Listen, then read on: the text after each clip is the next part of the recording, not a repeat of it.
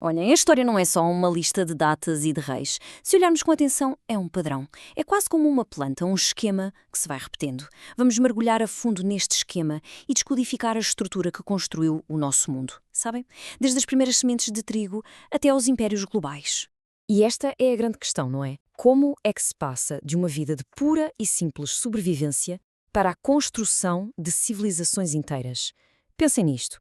Como é que os nossos antepassados, que eram caçadores-recoletores, deram este salto inacreditável para construir cidades, leis, exércitos e conquistar o mundo? É essa a viagem que vamos fazer agora. Para perceber esta transformação, vamos analisar 5 pilares, 5 capítulos fundamentais desta estrutura. Este é o nosso roteiro. E tudo, mas tudo mesmo, começa aqui, com a ideia mais revolucionária de todas. Em vez de andar à procura de comida, vamos produzi-la nós mesmos. Ora, depois de milhões de anos de evolução, desde os primeiros hominídeos até aos nossos parentes neandertais, houve um momento absolutamente crucial lá na Mesopotâmia que mudou para sempre o rumo da humanidade.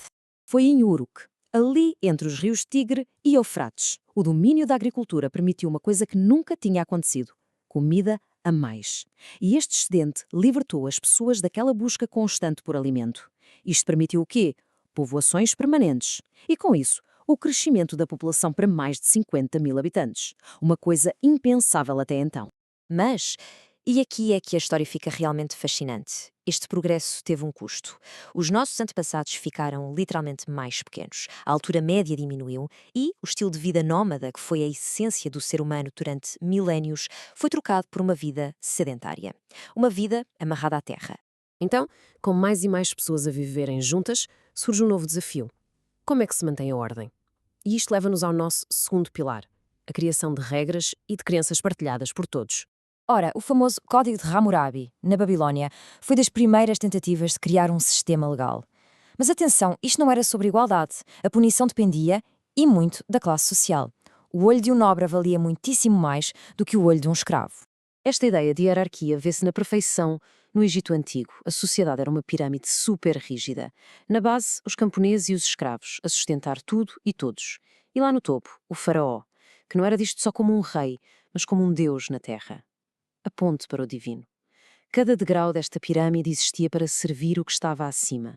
Do outro lado do mundo, na China, surgiu uma ideia parecida: o mandato do céu. Basicamente era isto: os deuses davam o direito de governar a um líder que fosse virtuoso. Mas havia aqui uma condição importante. Se o imperador se tornasse corrupto, os céus mostravam o seu descontentamento através de desastres naturais, como cheias ou secas. E isso era o sinal de que o mandato tinha sido perdido e, bem, era a altura de vir uma nova dinastia. Ok, uma vez estabelecida a ordem interna, o que é que acontece a seguir? Expansão.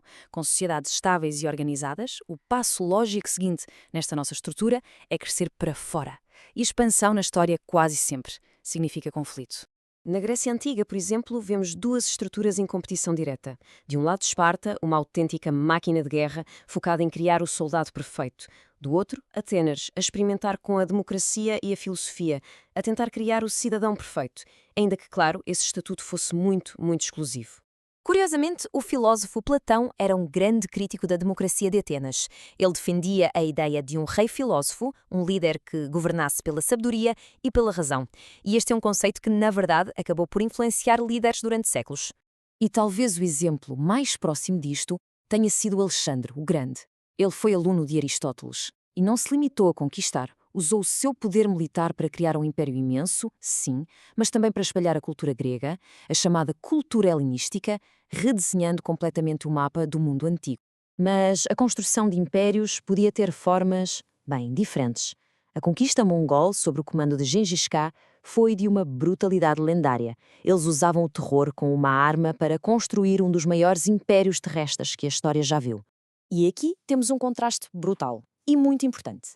Enquanto os mongóis conquistavam pela força, quase na mesma altura, em Inglaterra, a Magna Carta estabelecia um princípio totalmente revolucionário. O poder do governante tem limites. A lei aplica-se a todos, até mesmo ao rei. A guerra e os impérios, com toda a sua violência, acabaram ironicamente por criar as infraestruturas para o pilar seguinte da nossa estrutura, a conexão global. O exemplo perfeito disto é a Rota da Seda. Agora, não se deixem enganar pelo nome. Não era só uma estrada, nem transportava só seda. Era uma rede imensa de caminhos que ligava a China a Roma. E por estas rotas viajava tudo. Mercadorias, sim, mas também ideias, invenções, religiões. Foi, no fundo, a primeira internet do mundo antigo. Só que esta interconexão toda tinha um lado terrivelmente sombrio. As mesmas rotas que transportavam riqueza também transportavam doenças. A peste negra viajou pela Rota da Seda e o resultado foi, 75 milhões de mortos, no mínimo. É um número que até custa a imaginar e que mostra de forma brutal a vulnerabilidade de um mundo conectado. E claro, as ideias mais poderosas de todas também viajaram. As religiões tornaram-se globais. Na Índia, o imperador Ashoka converteu-se ao budismo e tornou-se o seu maior missionário. Do outro lado do mundo, o cristianismo, que nasceu numa pequena província da Judeia, usou as estradas e a estabilidade do Império Romano para se espalhar e, eventualmente, moldar toda a civilização ocidental. E isto leva-nos à parte final da nossa estrutura, aquele padrão que todas as grandes civilizações parecem inevitavelmente enfrentar: o colapso. O caso clássico, claro, é Roma. Depois de séculos de domínio, uma combinação de problemas internos e pressões externas levou à sua fragmentação e eventual queda. O saque de Roma e a deposição do último imperador foram o fim de uma era. Na China, este padrão de ascensão e queda era tão regular que até se tornou numa teoria, o ciclo dinástico. Com base na ideia do mandato do céu, explicava como as dinastias subiam ao poder em tempos de virtude e caíam devido à corrupção, só para serem substituídas por uma nova, e o ciclo recomeçava.